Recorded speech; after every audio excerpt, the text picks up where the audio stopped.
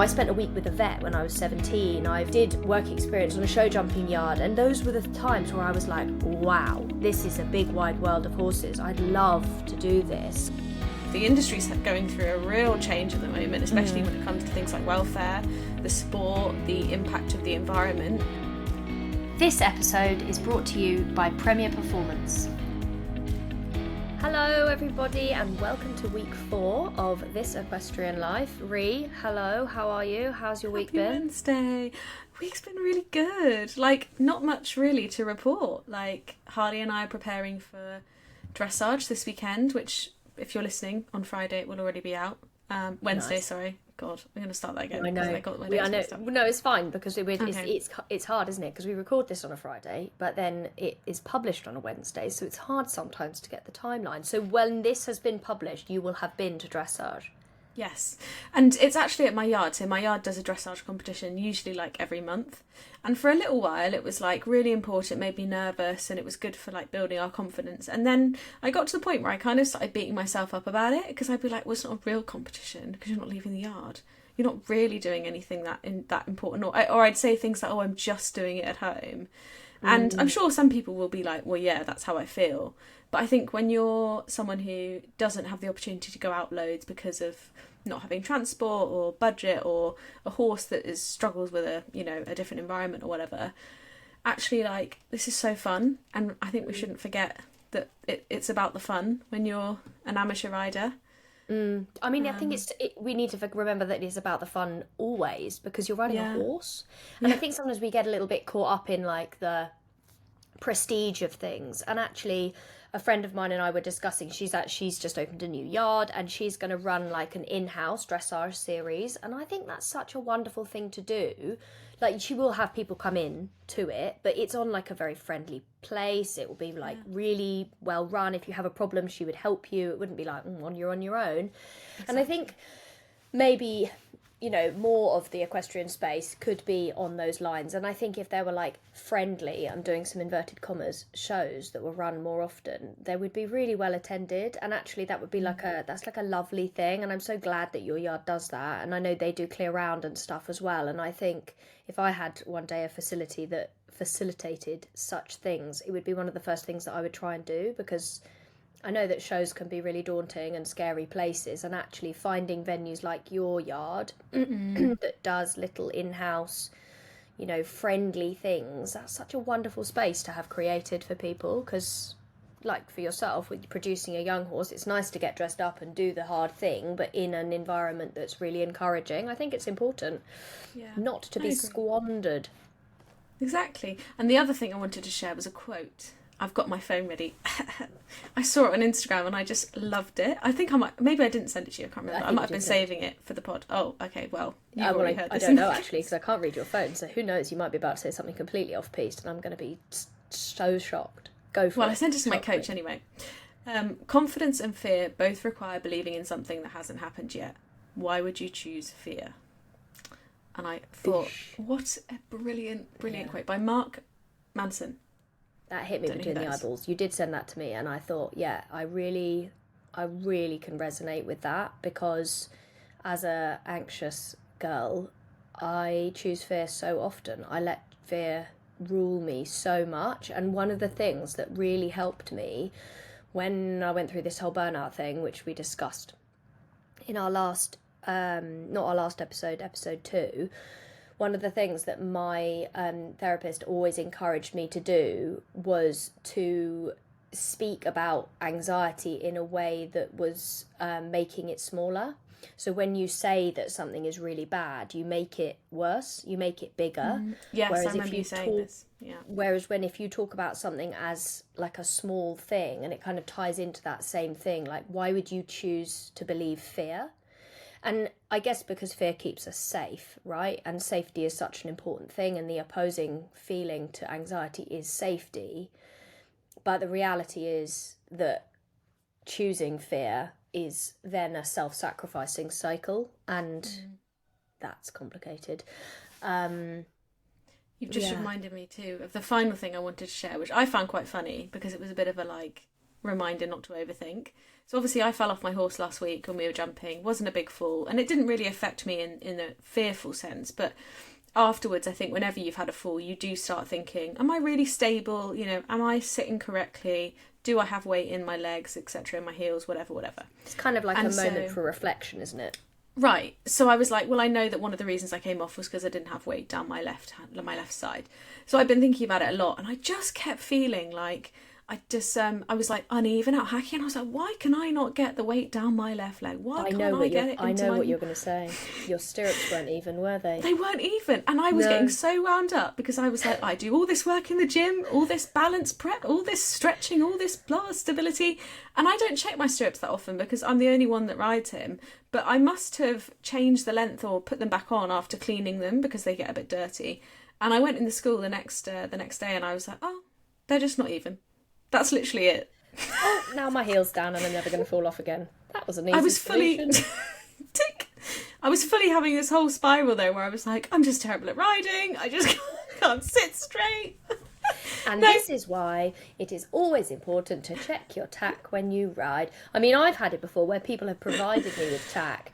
Like I had it once where someone provided me with a saddle and stirrups, and I was like, oh, I'm just really mindful, and I checked the stirrups and they just fell apart in my hands. Literally just came apart at the stitching, and I was like, hi, Sharon. Her name's not Sharon. I just want to let you know you're going to need some new stirrup leathers because I tested them with my hands and they fell apart. Sorry. They were like, oh, sorry, they've been sitting in the tack room. Like, it wasn't on purpose, but also always check your tack, guys. Pony Club message number 1. Very important. Well, apart from that, how was your week? That wasn't this week. My week. Well, we've got a lot more horses back in training now, and I'm doing a lot of things, and I'm just noticing this kind of creep of speed creeping back into my life. And it's something I've talked about a lot actually on Instagram. But one of the best ways to regulate your nervous system is by doing things slowly. And sometimes the velocity in which I have to travel at to get as much done in my day as I need to get done doesn't really allow for it. But like I noticed, like yesterday, for example, I just had a lot to do and a lot of things going on and lots of clients and then lots of teaching at home and then lots of admin to go with it. And then obviously we've set up the podcast, and that is its whole nother job on its own. And I love all of the things that I do and I don't want to stop doing them. But I've really noticed this sort of, it's like a snowball effect, and things are starting to roll a little bit. And I woke up this morning and I felt really rubbish, and I had a horrible dream, like an intrusive dream that makes me question things in my life. And it's a dream, right? And I say that to myself all the time, like dreams aren't real, but they can pick up on things in your subconscious, and so they can make you feel like they're real and make you feel like they're valid. But if I had a dream about an alien invasion, I probably wouldn't be taking it seriously. But because I dream about things that feel potentially real, it's like this weird way that my mind intrudes on me. So I'm doing okay. I'm glad that it's Friday and that I've got a little bit of work tomorrow, but not too much. But yeah, I'll keep you posted on how I do with this, because I think I said before, didn't I? Like, I've kind of created a life for myself that maybe isn't very sustainable, and I'm noticing a creep back to that unsustainable place.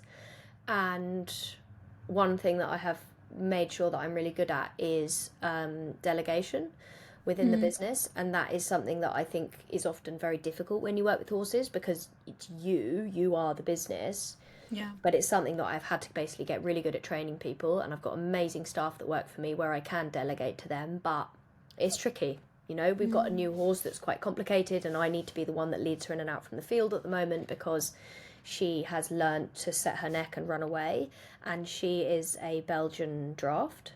Ooh, big. So, big girl. Big girl.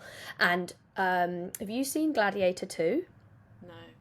Oh, if anybody has seen Gladiator 2, they tack up a rhino and ride it into the gladiator ring, and she is so beautiful and gorgeous and lovely and wonderful, but she is as big as a rhino. And I've been to the zoo, I've seen them, like a big as a small I've been rhino. to the zoo.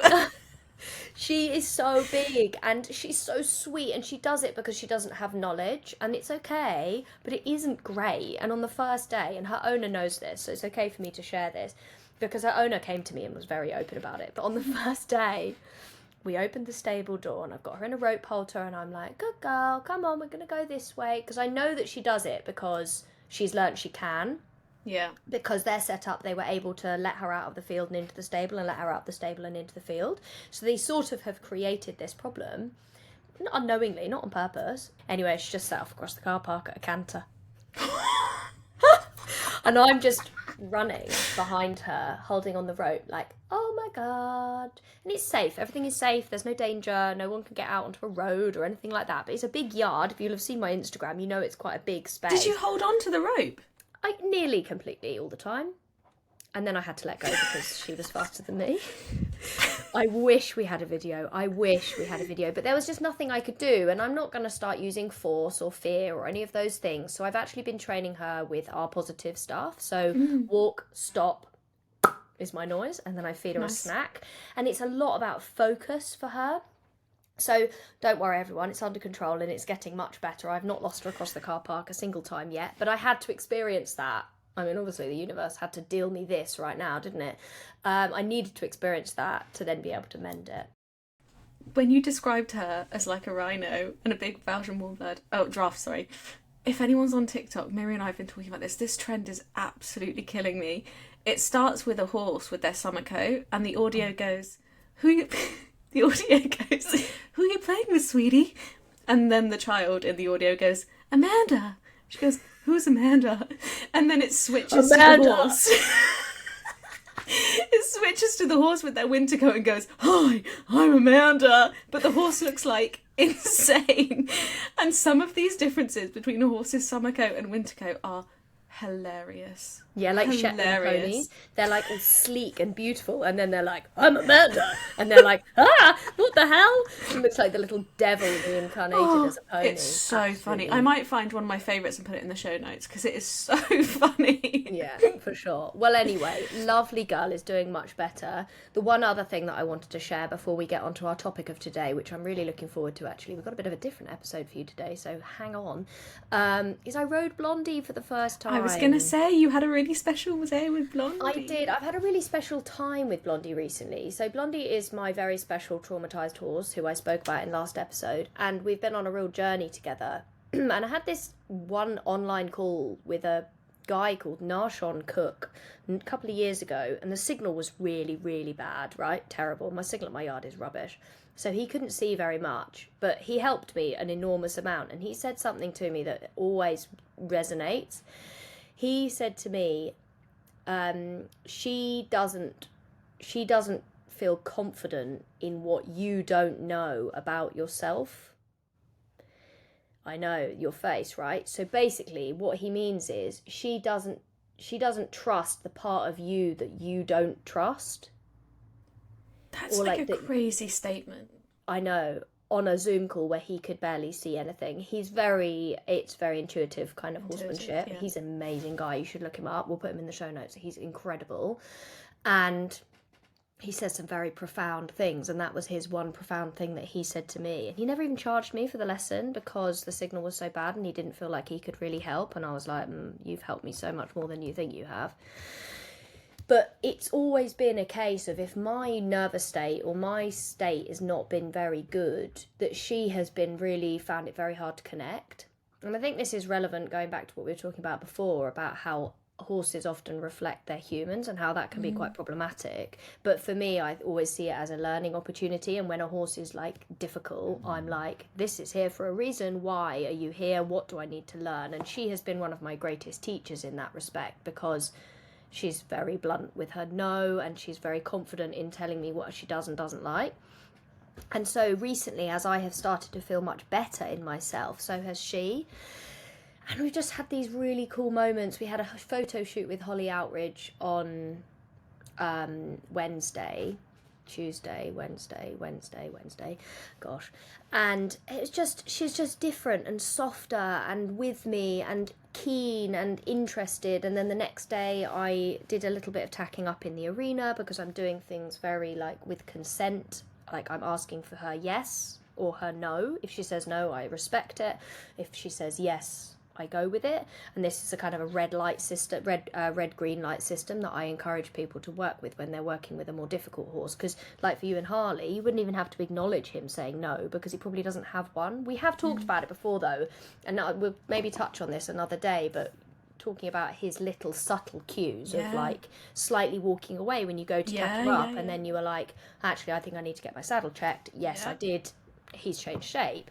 Yeah. So with Blondie, she's like a screaming no. You can't go past it. You couldn't tack her up. You'd be having a fight with her, right? So it was so nice this week because she said yes. And I had this lovely little ride just in the rope halter and the Equitex bareback pad, which is such a life-saving piece of equipment when you haven't had a saddle looked at in a while, because I haven't been like riding her since last May. So it's quite a momentous time. I didn't realise it had been that long. Yeah, since we went to the vet and she was diagnosed with the PSD. The proximal suspensory desmitis. There we go. I reeled that one out a bit quicker this time. Sorry, I said PSSM, but you were talking about something additional. She has also got pain. PSSM. Yeah, she's got a lot of P's, so P's. So it was a magical week and a magical time, and it was quite intense, and I think that's why the energy has been up. But anyway, let's get on to our topic of today, shall we? Yes, how wonderful. So, first time that we're having guests on the podcast. We are so excited. We have had a few questions around careers, and obviously Miri and I started this podcast knowing that we come from very different ends of the spectrum in the equestrian space, and that's really interesting. And so we've got two guests today that we're bringing on. Holly Outtridge, who we mentioned just earlier, who is a photographer, who actually has a really interesting background as to how she got into her work. And we're also being joined by Niki Baxter, who you might know better as Baxter's Equine Services. She is a Scottish incredible lady who focuses on all things turnout, showing, plaiting, etc. And if you don't know her name, go on. She's a badass. She's incredible. She's got dark hair, she's got really tattoos. Cool. She's like girl crush territory. Oh yeah. And if you don't know her name, I can guarantee that if you've ever had to plait a horse or do any kind of turnout, you will have seen one of her videos. For sure. So we're going to be talking today about equine careers, and I think we wanted to talk about this because we want to encourage more people to work with horses, but for you to understand that there is more than just being a groom. Nothing wrong with being a groom. I obviously employ them and they're wonderful.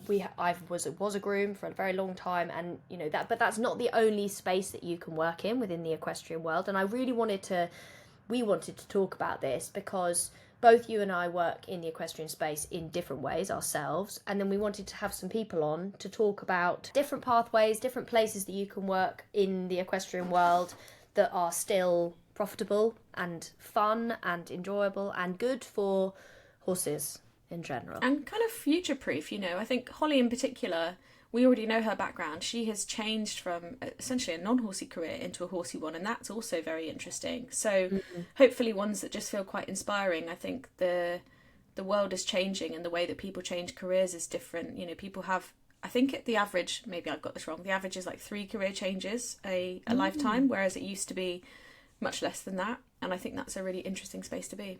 Absolutely. Well, do you want to start off by talking a little bit about your kind of like work in the equestrian space and what else you do, because you've kind of gone the alternate route into horses by having university and stuff first, right? Yeah, so growing up, my dad was a shepherd. We lived on a huge farm, like thousands of acres. We worked for someone else who owned the farm. And so I grew up around agriculture and seeing that as a job as well, and understanding how that worked with how hard my dad worked. And it was it's one of those things, it's like in your blood, isn't it, when you see it with your parents. And growing up, because I could never afford a horse, I always ended up working on yards in exchange for rides. And then I had a job as a groom as a teenager, and before I went to uni I actually was having a really good winter at a yard as a groom. Winter and a good winter don't really sound like they go together, but I was working with my best friend and I was absolutely loving it, and I was like, I think I want to do this. And I spoke to my mum and my dad about it, and they were like, well, you've got your offer, which I had from a university, and they were like, why don't you go to uni, get the degree, have it in your back pocket, and then if you still want to do horses when you come out, do horses. And obviously that was a very smart thing to say, because it's always good to have something to fall back on. And I came out of uni and obviously it took a different path, and I now work as a sort of strategy lead for an agency, and that allows me to pay for my horses, so that's really nice. And obviously I started doing marketing. The content in marketing, yeah. So I'm sort of a head of a social strategy team for a London agency, so still kind of similar to what I do in the equestrian space, just at a much bigger scale, I guess. But doing the content creation has been really fun. Like, for me, it's just a playground of telling stories and helping people see someone who looks like them, someone who couldn't afford their own horse. I didn't have a horse when I started the channels. Someone who wants to understand how to do things, who's not got horses at home. And I think throughout that, I've had some really interesting career moves. Like, I've done social media for brands, for dressage riders, para dressage riders, like help them tell their brand stories on social media. And that's really cool and really fun. But it is hard to make a living. Like, there was a point at which I had a crossroads in my career, and I thought, do I go freelance and set up my own business? And I did the sums and decided that it would be so difficult actually to match what I wanted from a corporate career. And I ended up not doing that. But it doesn't mean that there aren't really cool opportunities to make it for yourself. And I do sometimes think about that, if would I ever run my own business again. And I get very jealous when I talk to you and I talk to Ollie sometimes when I'm on the way to the office and you're, you know, with your horses. And I know it's easy to get jealous when you're sat in an office hearing about it, but there's something very compelling about that lifestyle. And it is a lifestyle, and I think that's the thing that's hard. Like, if you want to work with horses in a really, like, run your own business or work with horses in the kind of 9 to 5 way, you know, like consistently, like, you've got to be really tough. Like, I spent, this is probably going to put people off doing what I do, which is run a training facility and train horses for people, have my own horses, that kind of thing. As a coach, I have many facets to what I do, but I won't get into that too much. But like, a lot of years where it was there was like a question mark hanging over my head all the time, because financially it was so hard to make it work. And I basically lived at home for some of that. And I was very fortunate to kind of happen on a couple of jobs that enabled me to learn a lot while earning enough to kind of live. But then when I went and did it on my own, like, my business didn't make profit. I mean, does it really make profit now? I have my own horses, which I think are my profit in a lot of ways when it comes to the actual training livery side of my business. And people say that's not valid, and that's why I have a lot of other streams of income, like the online stuff that I do. But there is a hardship that is involved in it, and I think you have to do it because you really love it. And that was something that my parents said to me when I was young, is they said to me, you know, as long as you love what you do, you'll be all right. But I think, and that's a privilege, that is a privilege to be able to say that, because there are people that just have to do a job, they just have to do a hard job that isn't fun because they have to pay their bills. But if there is a way that when you're young enough you can try and get good at stuff, like gain as many qualifications if you can, gain as much experience as you can, and that's something that I really foster on my yard, is work experience, because I did a lot of it when I was young, and then a lot of it I encourage, a lot of it I take a lot of work experience now. I think that can enable for you to understand what it is you love, and then you can start to make that your career. Well, on the loving side of it, I think you've got to love it, but you've also got to be good at it. When I look back now, I'm like, thank God I don't work with horses, because I'm not good enough at it. I couldn't do what you do. And I was talking to my career coach the other day. We were having a conversation about comparison and being the best of something. And we landed on this place of, like, actually you can be a one of one, which means you don't have to compare yourself to people who are doing a broad role. Like, in my case it would be a strategist, for example, or a horse trainer. The best people that I've seen succeed in and out of the equestrian industry carve out such a niche space for themselves that they are just known for that thing, and they're really good at that thing. I think your brand is very clear. It's very specific. It's obviously broad in the sense that you do lots of different types of horse training, but the through line of the welfare and the no force and the working with horses who need a bit of extra help and need to be listened to, like, that is all very clear. And that's where I see people really excel, is the one of one. And I think actually that relates well to our guests as well. Absolutely. I think as well it's important to mention that I didn't come from a horsey family. My aunt had horses in Devon and they were my inspiration. I had a pony called Flash. She had a pony called Flash that my cousins weren't that interested in riding. So we used to go all the time because my parents, we lived in London, but my parents were always very outdoorsy people. We've always had an allotment and always wanted to be outside. So the call of my aunt's Devon farm was like this magical place. Like I can remember the smells of it.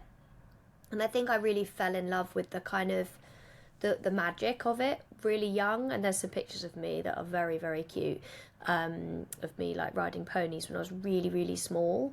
And then ever since I was like, that's all I ever wanted to do. And I did deviate as best I could. I tried so many times to be like, oh, I think I should train to become a physio. And then, but I do still really like training the horses, and I'd kind of like try and find other things, and I think it was like giving myself time to mature enough that like I did become good enough at it, like you're saying.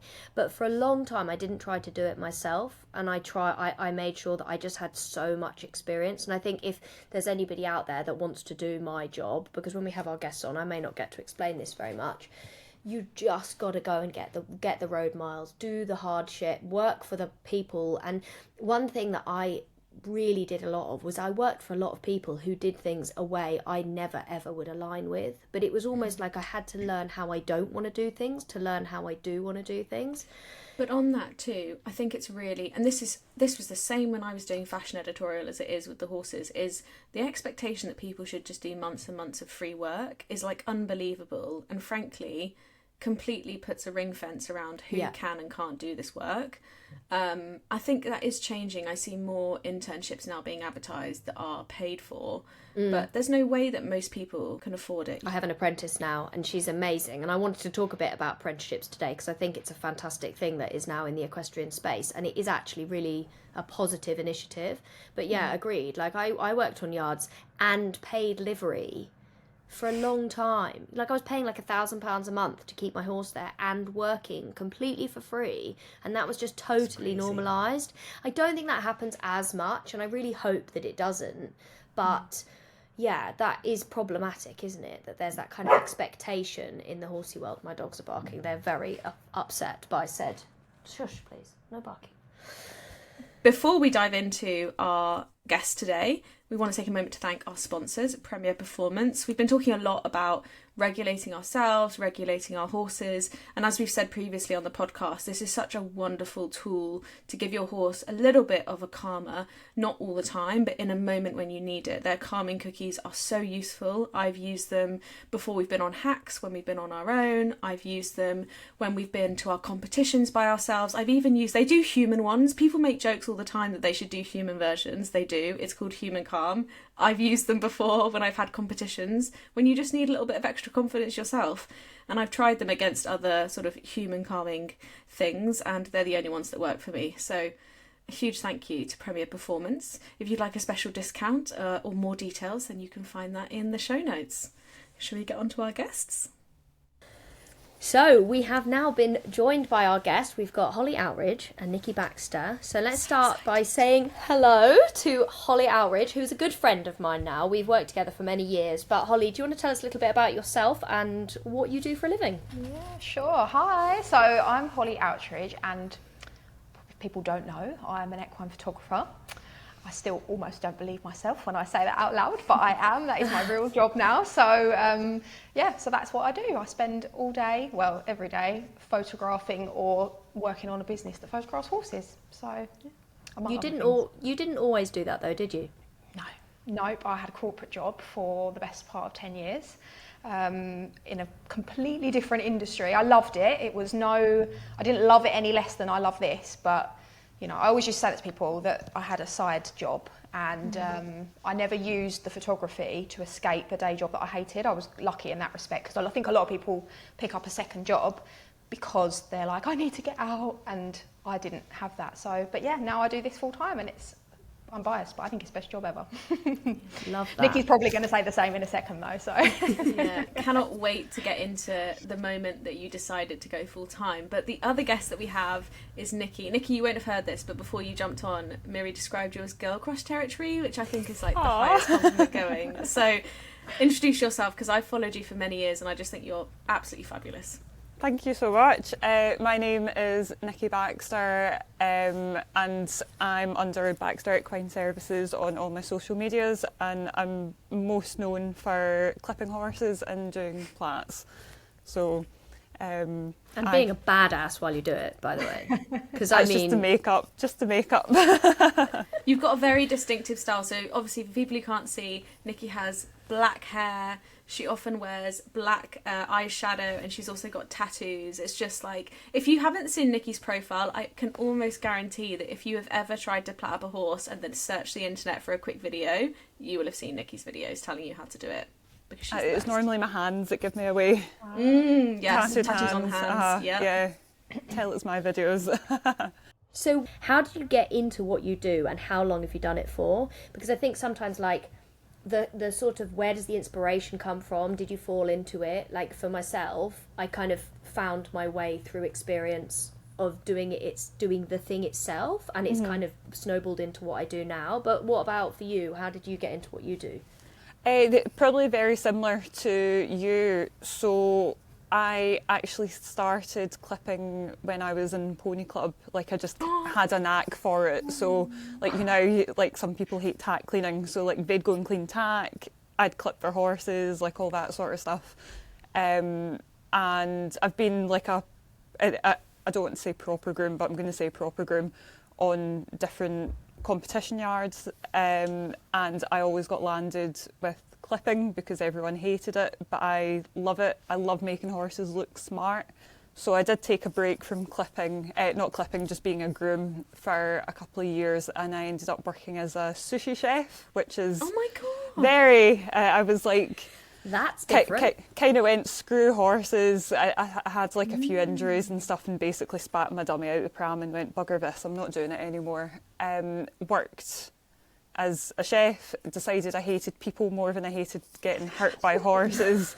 So went back to horses, worked on yards another couple of years, and then I took a year out to work in Japan.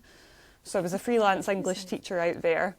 Absolutely loved being freelance. I was like, oh, I get it. I hate working for people. Like, I can't have a boss. So came back home and went, oh, I'll try doing freelance grooming. But I didn't really know where to start with it. So I was like, right, I'm good at clipping, I'll start that, because it was coming into September when I'd got home from Japan. So it was like, oh, it's clipping season. So I kind of started there, and my business has kind of been on the up since. That was back in 2017. And do you use social media a lot? Do you think social media is a big part of what you do, like how it helps you promote your business now? Yeah, definitely. So I use Facebook mainly for like kind of advertising my business, and like communicating with my clients. But Instagram and TikTok, I kind of use more for like educating, or like trying to educate. That's kind of how it works best for me. I don't know how all you guys find it. Well, kind of, if you feel comfortable answering, one thing Miri was saying earlier, and I guess it's sort of the same for me, but in a slightly different space, is that Miri's obviously got multiple streams of income. Like, she's a kind of one of one. Yes, she can train people to do what she does, but there's only so many hours she can train horses, and so the other stuff she does online becomes a kind of second stream of income. Have you been able to do that with your Instagram and TikTok? Because you get some serious views, and I know like Instagram and TikTok don't pay what people think they pay, but has it helped you to kind of top up your income, or is it kind of different? TikTok has helped me top up my income quite a bit, because they kind of changed the creator fund and stuff, which like you guys all should all know. Which is where you get money for money. Views. Yeah, like you get paid. Like so £2.50. that's topped it up a bit, but it's not consistent. Like, I've had one video where I got a shit ton. I'm trying to be polite. I got Don't shit ton worry, views shit ton on is it. great. How much? Do you mind me asking? What is a shit ton in that respect? Like, is it actually like a really decent amount of money? $4,500 from one video, and it You get was that dollar. the laziest Millions. video I've ever done. Like, one of the horses was shedding, and I was like, oh, I'll just get something to post. Set up the tripod, put the shedding blade over his arse a few times, posted a minute-long video of me shedding, didn't put any music to it, and it got, I think it's like over 44 million views on TikTok. Wow. So I got like a whack of money from it, but then I put effort into other videos where I'm like, right, education, and it's taken me ages to film it, and I get like a $5. And I'm Yeah, here. classic. I can't win. So it sounds really good, but it depends who sees it, if it's satisfying, the algorithm, how much it gets. Like, you guys all know this sort of stuff. Yeah, so, like, social TikTok, media can be so like such a thankless task sometimes, can't it? Yeah. So Definitely. TikTok's helped me with that, but Instagram, like, I keep kind of dipping my toes in. Like, some brands will contact me wanting content, but it's never the right sort of setup. Like, they go, here's hard. a plaiting spray, can you plait up a horse for us? And I'm like, plaiting spray's worth a $5, if that, like, for trade price. And my time's a lot more expensive than that. So, like, I'm not benefiting from stuff like that. So I say no a lot. I feel like this is a good time to ask this question, but is your job financially comfortable? And I think this is important because this is a topic that often isn't discussed in horses. People are so taboo about being paid and it being enough money, because there's this kind of stigma around, oh, you should just do it because you love it. And yeah, okay, but girl got to eat. Like, you can't go around not getting paid. And like, I'm very careful. I pay my staff way above the minimum wage, and I'm really conscious of that. And I'd be interested to understand, as someone who has made grooming a professional, you are a professional, you're bloody brilliant at it. Is it a financially stable thing to do? It is for me. I mean, I'm not loaded by any means, but I am very comfortable. If I need to get in for my horse, I'm not going, oh shit, I need to save up for 2 months to replace a rug. I can just go out and get it. So I'm not loaded, but I'm comfortable. Well done. And it's above sorry, interrupting. Carry on. No, I was going to interrupt you. No. It's above minimum wage, which, like, unfortunately most yards are still sort of paying, basically because they're not charging enough. And yeah, like, that's a whole big topic in itself. But I've got much more flexibility because I'm freelance. I say I've got lots of extra time to do what I want, but I end up working all the time. But I do have the power I can just rearrange stuff, and, like, I don't have to go, oh shit, I need to get, like, an afternoon off to go to the dentist. I just make it happen and don't have to answer to anyone. So, like, it works really, really well for me most of the time. Freelancing, Yeah. No, it's always the way. And Holly, for you've done something really interesting. I see quite a lot of posts from people on Facebook groups who work in horses and are like, what do you all do to earn your money for your horses? Like, I want to go into an office job, but you've actually gone the other way. So what was there a financial element to, as you built up your side business? Were you like, okay, I want to make X amount before I go full time, or were there different motivators? I would say it's probably a range of motivators. So I actually never picked up, a bit controversial, I never picked up the photography with a view to necessarily make it full time when I started, because I just enjoyed it. And a bit like what Miri just said, she said we should be able to just, do these things because we're good at them and we enjoy them, and that's kind of how it started for me. Which was fine. I was much younger, obviously, and didn't have, grown-up responsibilities financially and, in real life and that.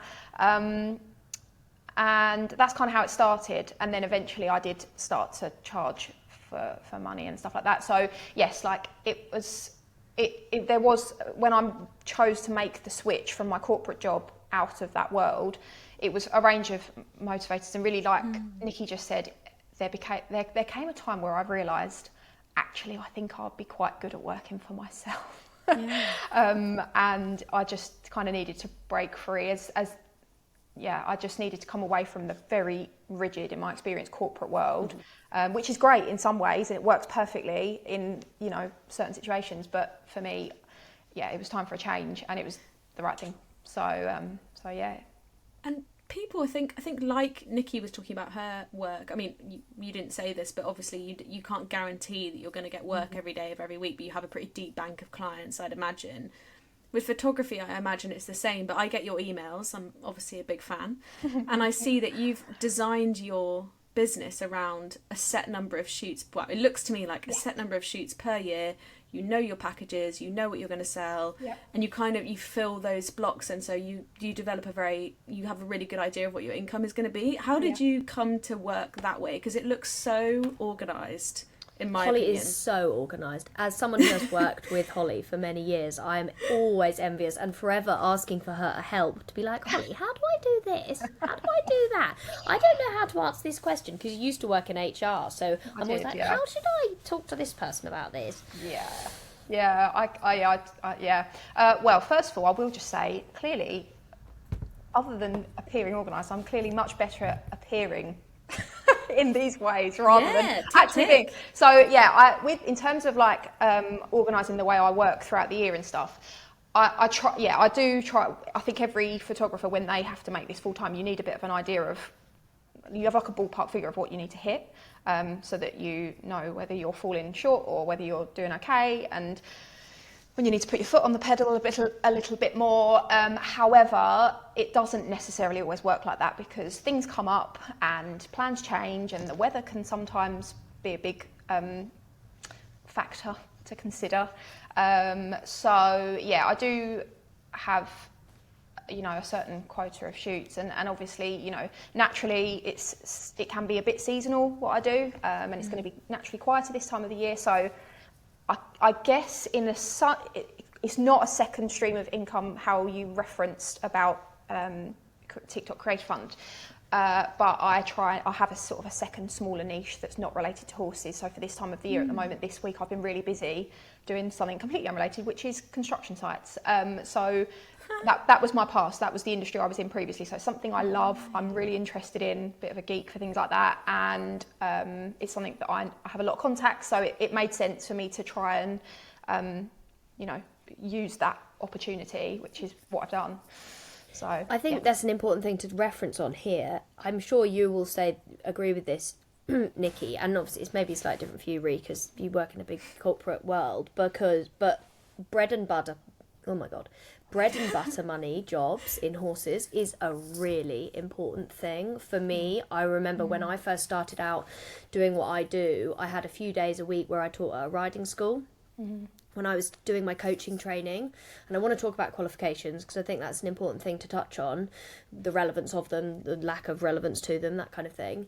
But as I was doing my qualifications, so I'm a UKCC coach, so when I did my stage 2 and I was learning how to teach from like a psychological standpoint with the UKCC, I was also doing a few days a week consistently every week. I knew I'd get that money. I knew that was something that I could rely upon. They relied on me, so I relied on them, and that was a really important thing that allowed me to then diversify and do the things I wanted to do while still doing something that was maybe not my favourite. I mean, I did used to really enjoy teaching on the riding school. You know, teaching 10 kids in 1 hour is quite an intense thing, and you definitely needed to lie down afterwards. But I remember, like, you know, kids loved it, and I could see, I grew up in a riding school. I learned to ride in a riding school when I was like 6 or 7. I did a bit in Devon when I was saying earlier my aunt had horses, so I learnt kind of the real basics, but then I really learnt to ride in a riding school, and I was grateful of the ponies. I loved my coaches. I had a coach called Laura, and I still remember she wore big glasses and they were quite thick, and she was such an inspiration to me. And I remember when I taught on the riding school and I became that inspiration for these kids. Like, the yard I worked at was really cool. They had a show jumping side and a riding school side, so I got to work with the show jumpers some of the time, and then I also got to teach on the riding school, and it was this cool thing because they were like, oh, she's a show jumper and now she's teaching me to jump try and jump a cross pole, and it was like this bread and butter thing that was bloody hard work, and I can't sugarcoat that. You know, it was 8 till 5, 10 children an hour, and I didn't get paid. I got paid like 10 quid an hour, and I did do the maths one day, and then I thought I can't do that again because I'm going to never do this again, because I'm thinking about the amount of money they're making and the amount of money I'm being paid. But regardless of that, bread and butter is an important thing to think about if you are planning on going and doing this. You know, if you're a young person, you're listening to this and you're at college or you're at school or whatever, and you think I'd like to do this, you are gonna need something consistent. And maybe Niki, you can that's a bit what put you off maybe when you were before doing the grooming stuff.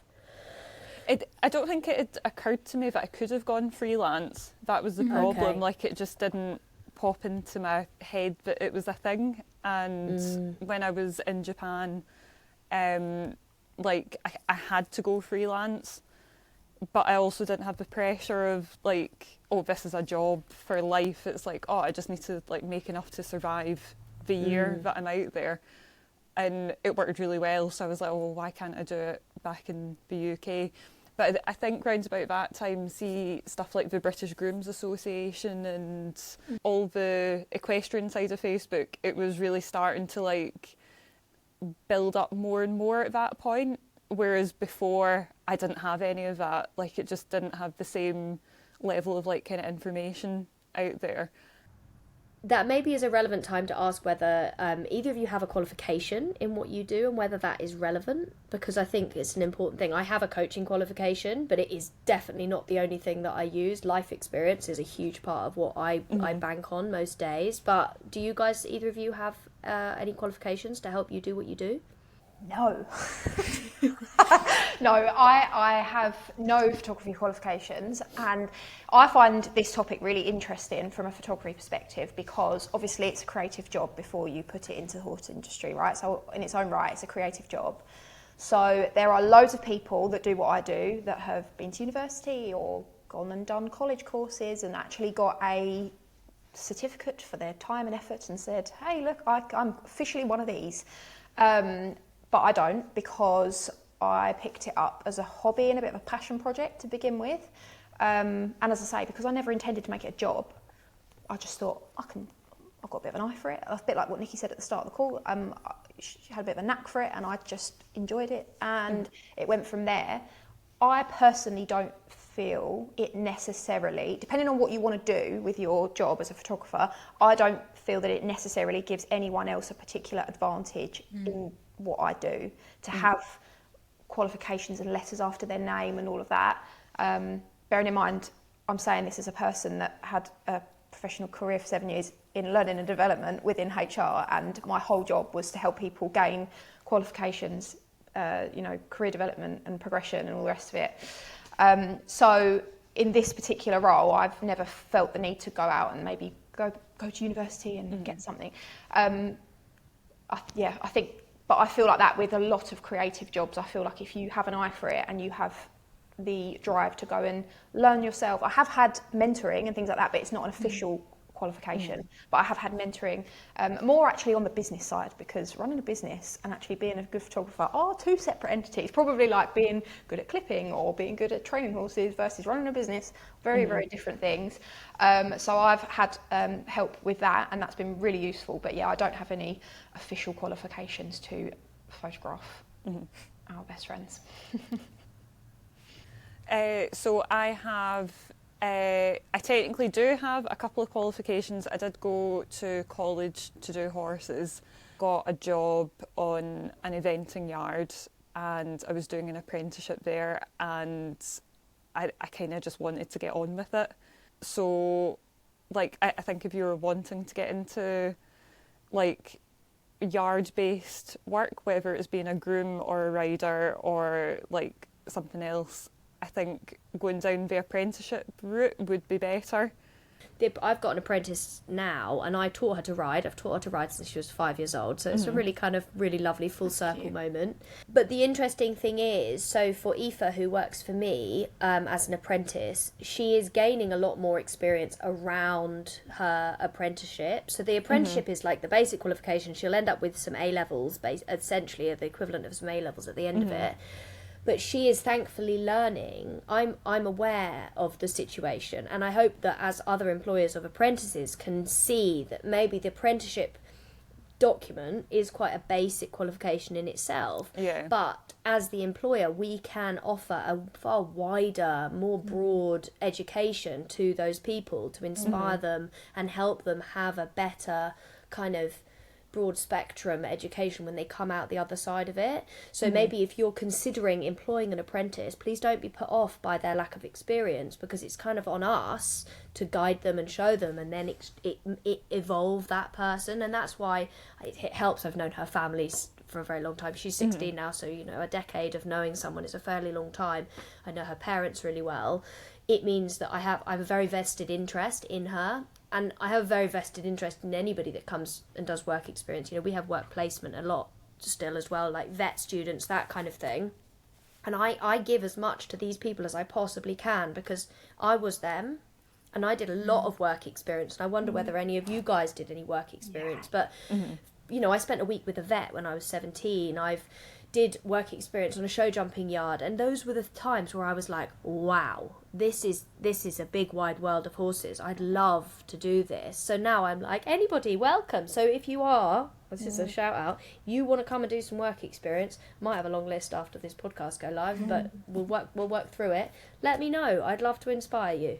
I think what's really difficult for people who want to be in this industry is, number one, they're like, well, I don't have anything, I can't just leave this job because I've got nothing to fall back on. Often, you know, they don't have somewhere or parents that can just bail them out. And two, in the horse industry particularly, it is so cliquey and so connected, and there's a real fear that if I say no to X, that's going to have repercussions for me now for the future. So, I mean, how do you, I mean, I guess it's a Miri and Niki question, but like, what is there for people who are in that position now? Like, because we all know in our gut when something isn't right.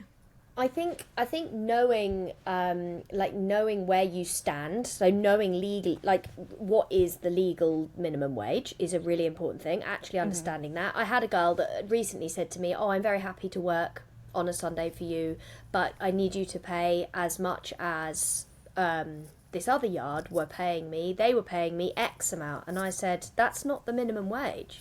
I'll pay you much more than that because they're not paying you enough." And she didn't know. She didn't know her own rights. So I think that's a really important one. I think understanding that there is a boundary still between knowing your rights and understanding that, but also understanding that horses are a flexible thing. Now, I'm not talking about, you know, very, very long days. I'm very, very strict on things like this. All the girls that work for me, they work 5 days a week. We work 8 till 5, well, 7:30, and then till 5, and we have a hour and a half for lunch. But I am really strict on that because I have been in that position, and I think some of these employers pretend like they haven't done this. It's like and there's like a responsibility. So it's kind of knowing what your boundaries are, going back to what your question was, Rhi, of what people can actually do about it. Like knowing what your boundaries are yourself, and then understanding that you're working within horses. Sometimes the vet is late, sometimes things do go on slightly longer, but maybe making sure that if you feel like it's becoming a recurring thing, that you feel like you have the courage to go and speak to your employer and say, "Look, we've been finishing really late recently. This is really impacting me. Can we do something about it?" And if they turn around and say, "Sorry, no, get on with it," you have to be able to be confident enough and maybe set yourself up in a way that you could say, "Okay, thank you." And then at that point you think, right, I need to find somewhere else to work, because go for it, Holly. HR manager coming right up. I think it comes back to it, like, I know you nodded, Miri, when I said it earlier about doing your thing and running a business are two separate skill sets. And I feel like I've witnessed it so many times over, not just in the equestrian industry, but as we're talking about it, where people, you know, it's ultimately when you start employing staff, you're running a business on a much more serious scale than just, you know, I just do it for myself and I don't have to worry about staff. You are automatically entering yourself into, well, you have way more sitting on your shoulders once you then have people working underneath you, right? And I just, it's got to fall between obviously the bosses and the people that are in charge, but also, you know, people need to be educating themselves on what their employment rights are, and you know, there's really good resources out there for everybody, regardless of your industry, where you can maybe we could put some in the show notes for people. Maybe some British definitely. Grooms Association guidance. That would be a good thing to do, so that there's actually from an employment law some perspective support. though as well. Have you, like Rhi said, about, you know, in your gut if something doesn't feel right, and you need to trust that, and there are organisations out there that can, like, from an employment law perspective, I'm not saying it will necessarily go anywhere, but that's, you know, it's a whole nother conversation, but yeah, it's out there. So yeah, I like the British Grooms Association has like a lot of employment law like information on their site for both the employers and the grooms. And it, like, I'm pretty sure you can contact them directly and they'll actually speak to you over the phone to give you support. That wasn't available back when I had started out being a groom, and like I said, like it wasn't even the law generally for apprentices to have a minimum apprentice wage at the time. And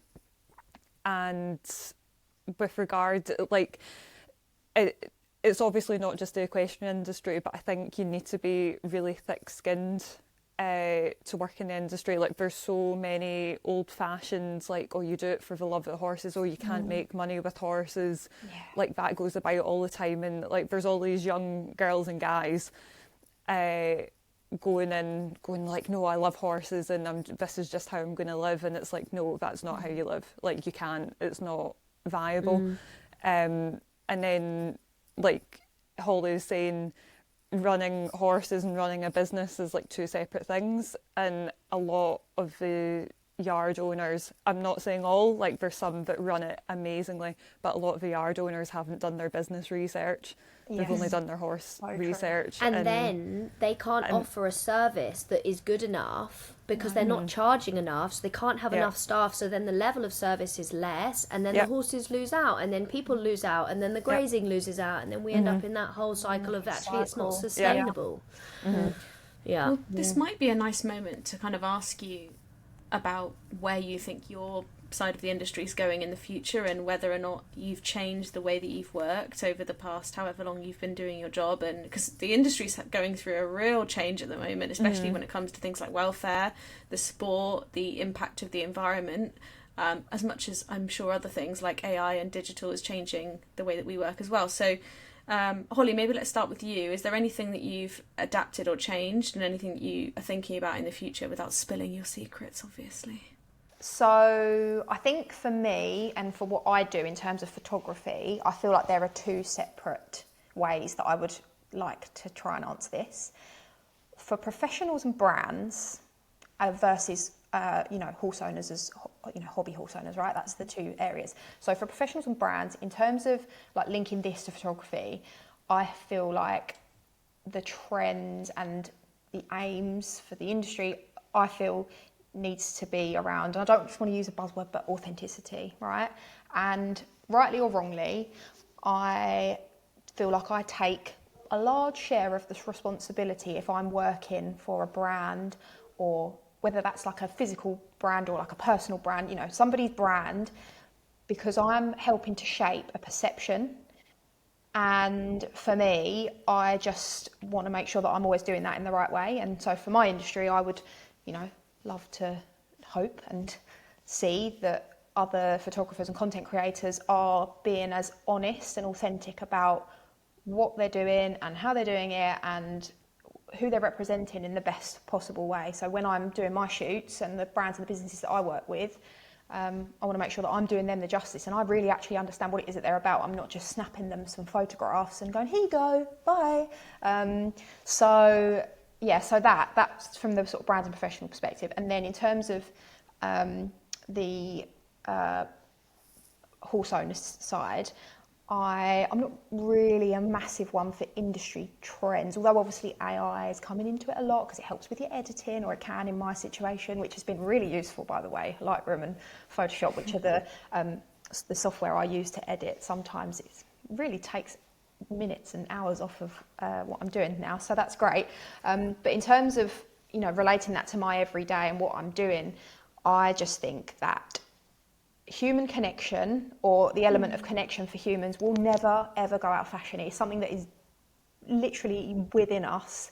It's what we're built for, and that is really the only kind of trend, if you want to look at it like that, that I really want to follow, because you can't create it with like artificially. It's either there or it isn't, and it's what we strive for. So that's really important, and no matter how the industry changes in the future, that will always be really important. That's what I want to bring across in my work, and so people look and feel something, you know, when they look at it, they feel something. So Niki, what about you? Because you work in a very different part of the industry. Is there anything that you've changed over the last few years, or anything that you're seeing or wanting to change in the future? So I've kind of changed how I've run my business, like since I've started. So stuff like taking deposits was probably like my biggest one, and then going down the route of like trying to educate people more on like basically horses like welfare and why we clip. Like it's not just to make them look pretty, like there is a huge welfare element behind it, whether it's like to keep them cool when they're being exercised, skin conditions, leg conditions, injuries, neglect cases. Like a lot of the professional clippers manage like a lot of stuff like that, like horse handling, horse safety,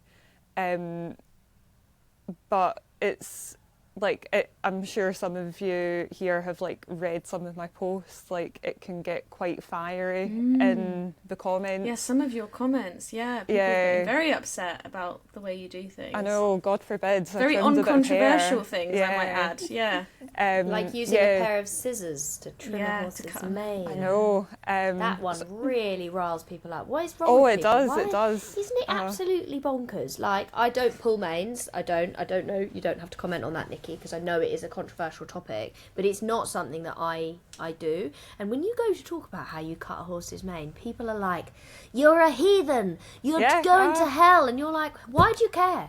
I could dye in pink and it wouldn't make any difference to you, Sharon, on the internet." A horse doesn't care. A horse is happy and comfortable. How dare I trim its mane? No, there's a lot of, like I've said before, it's very old-fashioned, and horse people hate to be told that they're doing something wrong or outdated, or there's another way of doing something. Their one way that they learn is the only way you can do it, and that is like across the entire industry, not just cutting a mane. So it's interesting, like reading all the other posts, like whether it's to do with like riding or handling or grooming, tack fitting, bridle fitting bits, like trying to educate everyone that like there isn't necessarily one correct way of doing something. There can be multiple correct ways, but also like trying to make people aware that like certain practices are very outdated. Like just because your 60-year-old riding instructor told you that's how she did it and how she learnt it back in the day doesn't mean it still flies nowadays with like all the horse welfare and like SLO and stuff like that. So, but it's difficult because there is people that... Wait, SLO? Sorry, Niki. Social I just nodded my head, but oh, sorry. Okay, yes, social licence. I was like, SLO? SLO? I was thinking, should I know this? I don't know this. No, I know, I nodded, but sorry. It was a fake nod. I didn't nod, I went, what?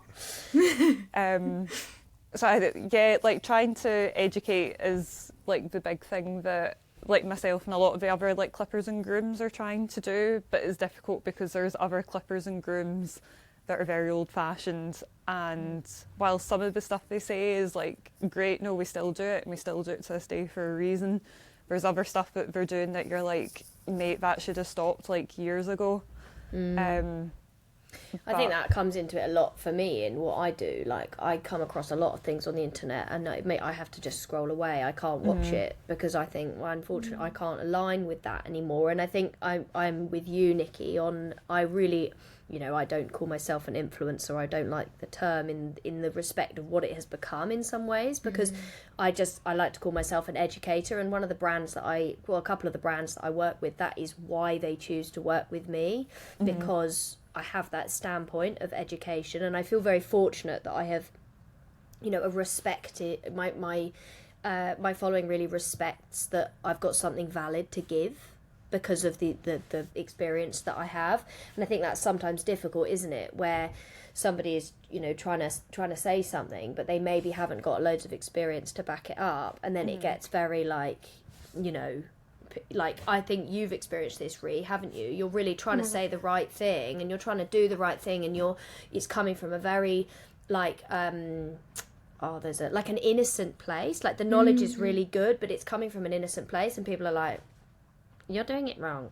And you're like, well, I'm just because I'm not a professional doesn't mean that it's the wrong thing. And but because some people that are professionals, they're really respected, and you're thinking, but this person is doing it. They're they haven't got the best interest of the horse at heart, and that I really struggle with still. Like you were saying, like Niki, like the old-fashioned way isn't necessarily good, and we've always done it like that. And I hope that this is the way that the industry is going. From my perspective, is that we are really starting to move away from we've always done it like that, so that's how we do it.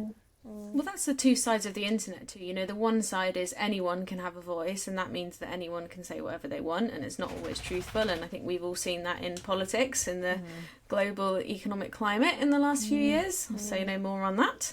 But wrong podcast again, Rhi. Yeah, sorry, get off my soapbox. But it also means that you have more information than ever before to make a decision about the photographer that you choose to work with, or the clipper that you choose to hire, or the person that you choose to have plait your horse, because they can show you who they are multiple times over the course of a week, a month, and you can get a really good feel for who people are and how they work.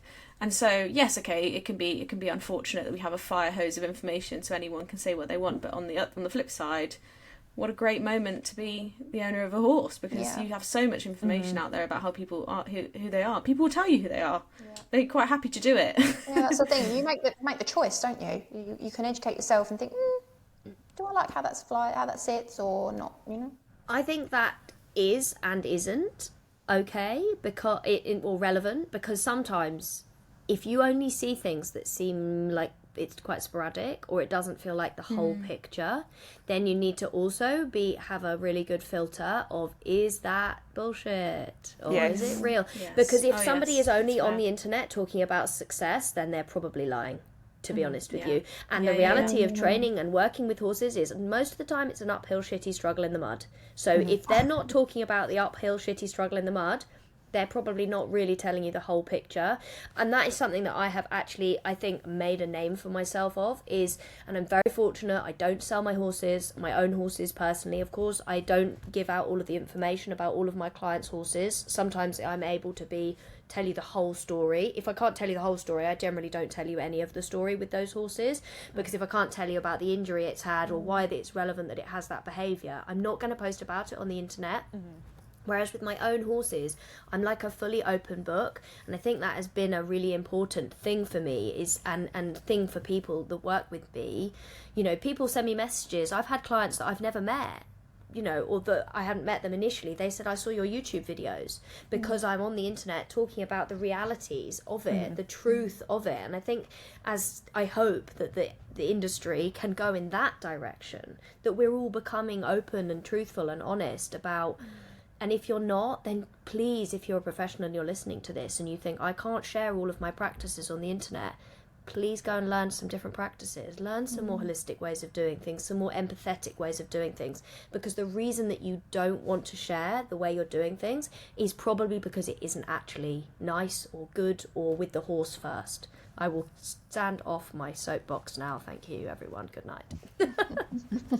Is there anything else that you feel you really want to bring to the table in this conversation around employment, around jobs, maybe something inspirational that you've got to say for a young person thinking about taking up photography, becoming a professional clipper?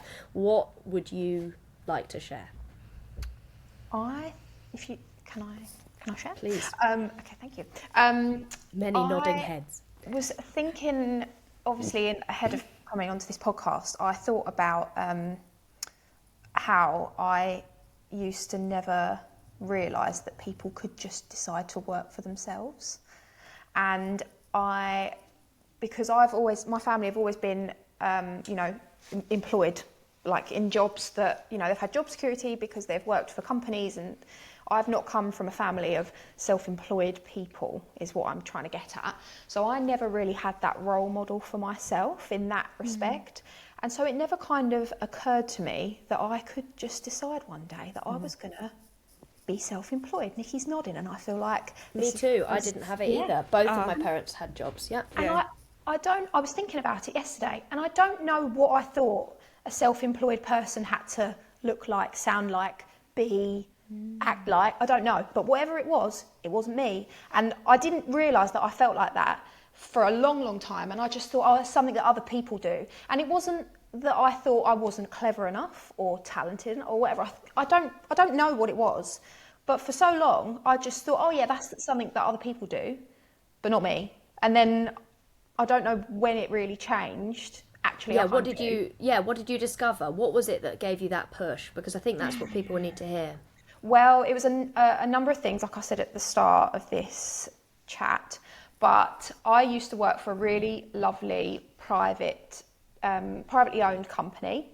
And like a lot of businesses do at some point, they got sold to a much bigger global organisation.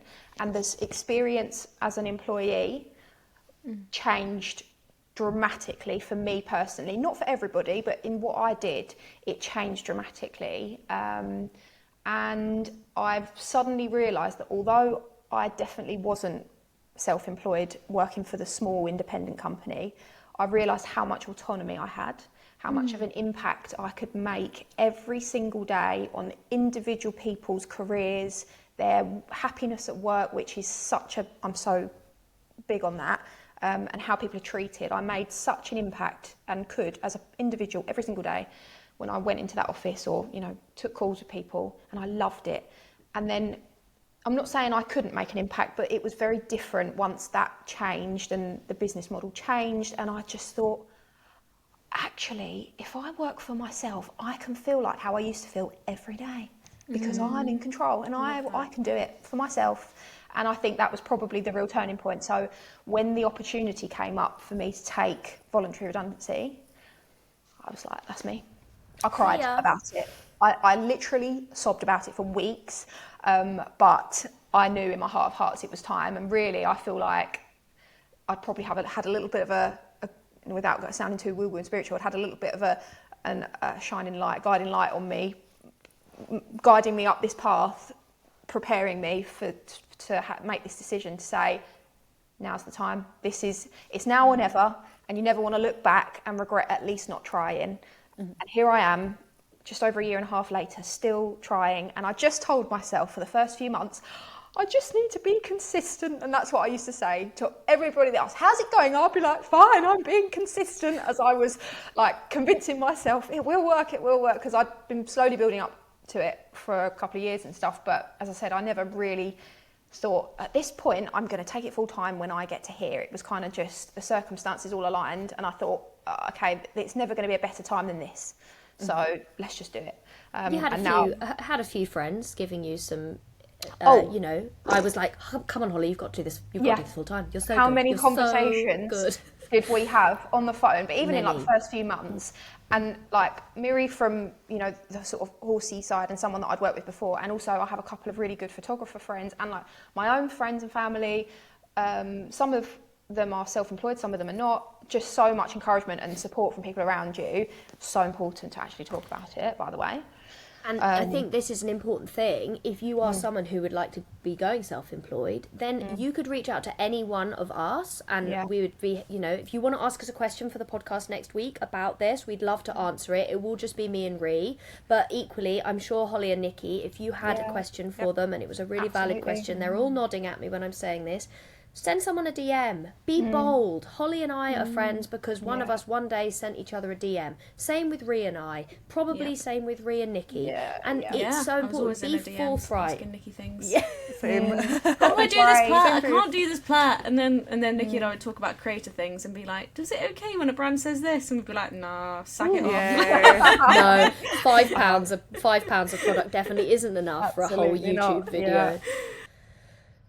So I had a lady this week who sent me a DM to say, I'm thinking about pursuing same sort of job as you, video. I don't do video. Miri will know the pains about that, but I don't advertise myself to do video. And she said, I'd like to be a videographer. I don't do it now currently, but you know, can we have a chat about it? And I thought, why would someone want to ask me that question? Because I'm not a videographer and I don't really know.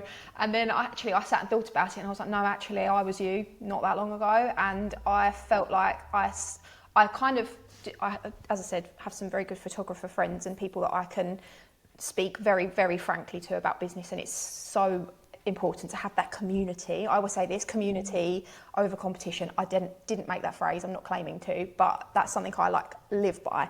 And I thought, when this lady asked me, I thought, yes, I would love to have that chat with you, because I feel like I can really help. And even if we chatted and then she thought, actually, I think I want to take a slightly different direction, but I don't think she did. I think she said, I'm buzzing, I'm so glad we could have this chat. And I felt buzzing too, because I was like, I didn't really necessarily always feel like I had that person when I was wanting to make this change. I did and I didn't. And so to just, be that person for somebody is important. So the community in working and what we do is so important. So bless her. But that's just my 2 pence worth on. I don't know what I thought a self-employed person was or looked like, but I didn't think I was it, and now here I am. So if I can do it, anyone can. Niki, have you got any closing thoughts for our conversation today? If you're wanting to go down the self-employed route, you don't need to go fully into it to start. You do need to have a bit of a reputation, know different people who will start recommending you. That's kind of how it works. It is, whilst you've got your your online platforms for advertising, a large part of it is word of mouth. Relationships, right? Yeah, Building totally. Really meaningful relationships. Yeah, because it'll be the same with you. You photograph for Absolutely. one person, Yes. and then they might have 5 friends that go, I want that as well. Yeah. And it's the same for me with clipping. I clip one horse and someone goes, oh my God, that horse looked cracking, I want her. So you need to build all that sort of stuff up. And be thick-skinned. People will bitch and be cliquey in the equestrian industry, but all the people that you do want to work for will be aware of the bitchy, cliquey people. So, don't worry about what those people are saying. They'll value you, whatever, because you're amazing at what you do. Yeah, you need to have integrity and look after yourself. Yeah. And that applies to every possible sector of work, not just the equestrian industry. Yeah. Rhi, do you have any closing thoughts when it comes to employment and careers in the horse world? Is there anything that you've taken from today that you feel like is really valid, or something that you want to... Well, there's loads of validity, of course, because we're all badasses ourselves, aren't we, talking? Obviously. No, I was just loving the way that conversation went, and obviously have a different standpoint on it. But what's really struck me about you all is, yes, the one of one and being setting up your brand and how you want to be, but the integrity piece coming in what you will and won't put up with. Niki, I know this is a very specific example, but you go on about bathing your horses before they get clipped. You're this is what I want, this is how I want to work, it's important for my tools, it's important for your end result. Just having expectations set, I think that's a very professional thing to do, and setting the price that you want to charge, being I charge this because this is what I'm worth, and this is what I need to charge. And actually, I know there's a lot of conversation around what people charge and is it enough and but until you charge it, people can't pay it. So set your price for what you're worth. And I think something that is really useful is get really good at Canva, guys. Get good with creating some fancy looking documents that will show, I did it for a friend recently. She clips professionally like you, Niki. No, she doesn't do social media and stuff, but she works off word of mouth. One of my dogs is growling in the background, sorry about that. And I created a price list for her because she really struggled with giving the price to people, and something that's helped me massively is having cancellation policies. Have documents that set you up. You have a deposit system, a price list, and a cancellation policy. That will save you thousands of pounds a year if you are setting yourself up in a self-employed manner. 100%. Whether And you're a hours freelance. of sleep it will save you, or Yes. hours of sleep Yes. lost, because money conversations are terrifying if you're new Yeah. to them.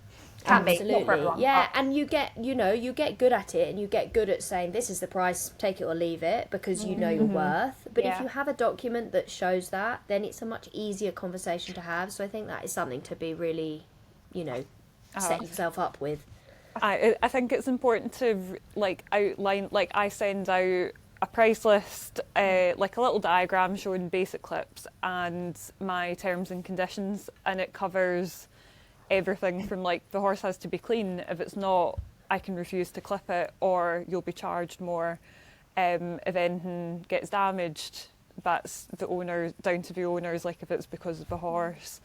If the horse becomes dangerous while I'm clipping, I can refuse to clip it, but I still get paid at the end of the day. That's all in my terms and conditions, and it's all laid out in the deposit system that I've set up. And I did that because 1 week I lost, it was about £600 because everyone just cancelled on me last minute. This was years ago when I first started, and I was like, great, I can't have this again. So I started the deposits, and do you know what? I've had a handful of cancellations since people started paying deposits. Magically, no one's grannies have died 10 times over, or their current flat tyres, or So once people realise this is, I don't know, it's not just a lassie running about with a set of clippers getting pocket money, or it's not just a photographer that's got a wee Christmas present, she's taking photos of ponies. They treat you as a proper business when you set yourself up as a proper business. And as well, Niki, did you find as well that the people that were the likely candidates for repeat offenders, because obviously things happen, right, sometimes in life, but when you do this sort of service-based job, you notice that there are kind of repeat offenders, and once you start putting these practices in place, they suddenly just disappear, because you forget. It becomes way less it's personal to us, right? Because it's our business, it's our income, but it becomes way less personal to us in the sense where we feel like we can have that conversation and say, okay, that's fine, but you still owe whatever, or the conversations are there out in the open on paper. They exist in a physical sense, so it's not just us saying, well, you've still got to pay a cancellation fee or whatever. It's not, I don't have cancellation fees per se. It works slightly differently for me because job is slightly different, but the same premise, Have your paperwork, guys. Yes. But it comes back to, again, running the business element and not just doing the service that you do. Yeah, Yeah. and there's a Podcast, phrase that couldn't I it? heard recently that was actually very valid, that I think is probably a good way to summarise things a little bit, is you've got to make sure that you have time to work on your business, not just in your business. Such a good one. Yeah. Alice, you can have that one. Alice Benham, love her. Well, what a way to end the conversation. I feel like the self-respect conversation, the self-power, that's not a phrase, but that's what I feel from this, and that's the confidence that I hope people take away from this, is yes, you can set your life up the way that you want it, you can set your business up the way that you want it, and also just have to love the fact that this has been an all-female call, because love to see females winning in business. But thank you so much for joining us, ladies. If anyone has additional questions, I'm sure that these lovely ladies wouldn't mind you reaching out. We'll put all of their details, websites, Instagrams, etc. in the show notes, so you can find them, follow them, get involved with their wonderful work. And we hope you have a great rest of the week. Thank you for joining us. Thank you for having us. Thank you so much for listening, guys. We will see you next week. If you're looking for a simple way to support your horse's confidence, try Premier Performance Calming Cookies. Competition legal, magnesium free, and easy to use when you need them. Because a calm horse is a happy horse. Find out more at premierperformance.uk. Thanks for listening, and we'll see you next time.